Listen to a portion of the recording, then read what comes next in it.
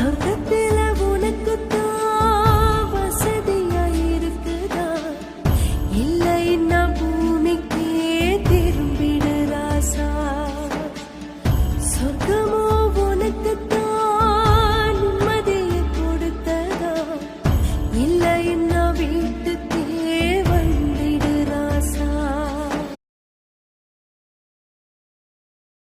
சொர்க்கத்தில உனக்குத்தான் வசதியா இருக்குதா, இல்லைன்னா பூமிக்கே திரும்பிடு ராசா.